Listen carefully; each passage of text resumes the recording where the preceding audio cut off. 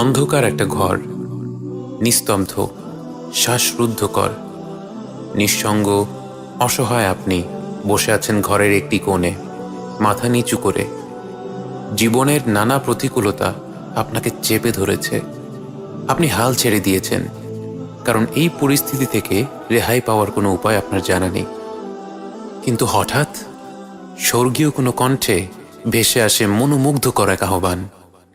হাইয়া আলাল ফালাহ।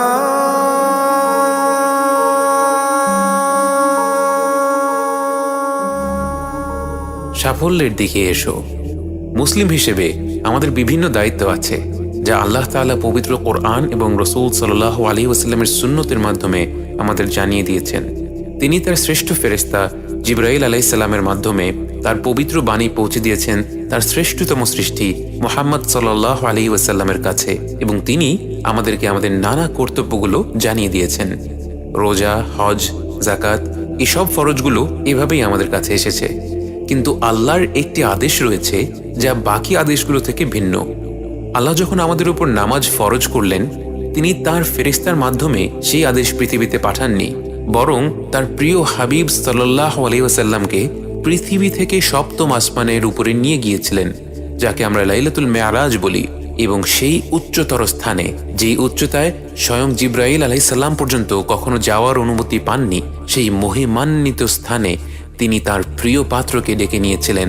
একজন বাবা যখন তার আদরের সন্তানকে বুকে টেনে নিয়ে অত্যন্ত মমতার সাথে কোনো কথা বলেন, তার চাইতেও হাজারো গুণে বেশি মমতা আর রহমত প্রদর্শন করে আল্লাহ তার হাবিব সাল্লাল্লাহু আলাইহি ওয়াসাল্লামকে তার কাছে টেনে নিয়েছেন এবং আমাকে আর আপনাকে উদ্দেশ্য করে বলেছেন আমরা যেন নামাজ আদায় করি। নামাজ হচ্ছে এমন একটি ইবাদত যেখানে আমাদের শরীর এবং অন্তর দুটো মিলে আল্লাহর কাছে নত হয়।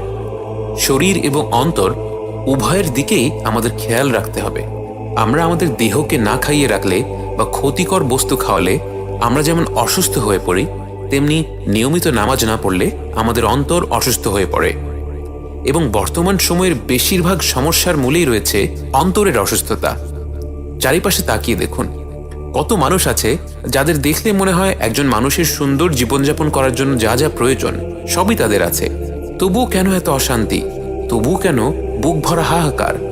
বর্তমানে একজন বাবা মা তার সন্তান ফজরের নামাজ বাদ দিলে যত না কষ্ট পায়, তার চেয়ে লক্ষ গুণে বেশি কষ্ট পায় পরীক্ষায় জিপিএ 5 না পেলে, ভালো কলেজ বা বিশ্ববিদ্যালয়ে ভর্তি না হতে পারলে। বিয়ের আলাপ দেয়া হলে শিক্ষা, বংশ, সম্পদ এইসব ব্যাপারে বিশদ আলোচনা হয়, কিন্তু সম্ভাব্য পাত্রপাত্রীর আত্মিক পরিপুষ্টতা যাচাই করা হয় না বললেই চলে।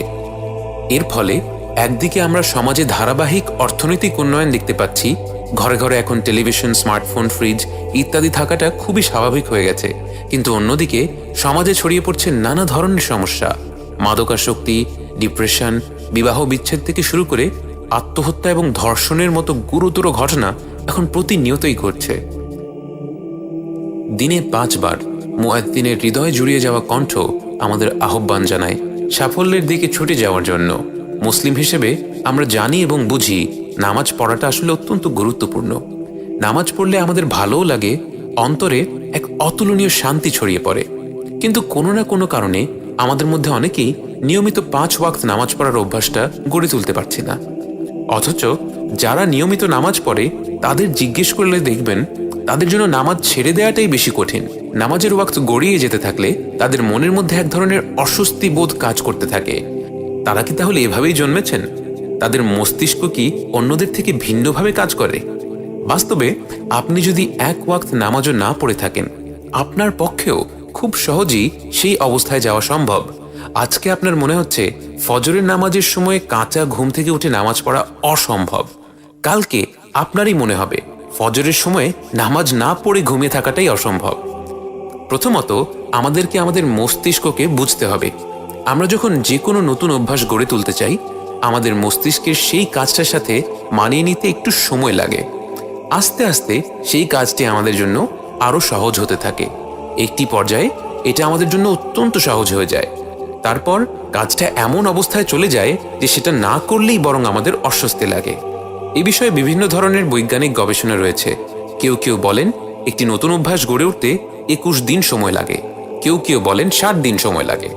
মূল কথা হচ্ছে আমাদেরকে বুঝতে হবে যে প্রথম দিকে নামাজ পড়তে কষ্ট হলেও যত দিন যাবে নামাজ পড়াটা আমাদের জন্য তত সহজ হতে থাকবে।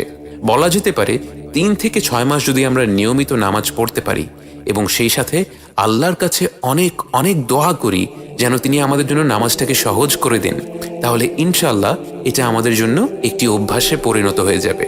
ভাবছেন টানা 3-4 মাস আমি নামাজ কিভাবে পড়ব? ভেবে দেখুন কত মানুষ যারা নামাজ পড়ে না কিন্তু রমজান মাসে রোজা রাখে। তাদেরকে জিজ্ঞেস করলে জানতে পারবেন প্রথম দিনে রোজা রাখা অনেক কষ্টকর ছিল, কিন্তু 29তম দিনে মনে হবে রোজা কোন দিক দিয়ে শেষ হলো টেরই পেলাম না। তাছাড়াও আমরা নামাজ পড়ার অভ্যাসটা ধারাবাহিকভাবে গড়ে তুলতে পারি। আমি যদি বর্তমানে 1 ওয়াক্ত নামাজ না পড়ে থাকি তাহলে আমি প্রথমে যে কোনো একটি নামাজ বাছাই করব, ধরে নিই মাগরিবের নামাজ। আমি নিজেকে চ্যালেঞ্জ করব এখন থেকে যত যাই হোক না কেন আমি মাগরিবের নামাজ মাগরিবের ওয়াক্তেই পড়ব। মানসিকভাবে প্রস্তুত থাকতে হবে যে প্রথম দিকে কাজটাকে অনেক কঠিন মনে হবে, বিশেষ করে আজকে মাগরিবের নামাজ পড়ে ফেললাম কিন্তু কালকে সেই ধারাবাহিকতা ধরে রাখতে অনেক কষ্ট করতে হবে।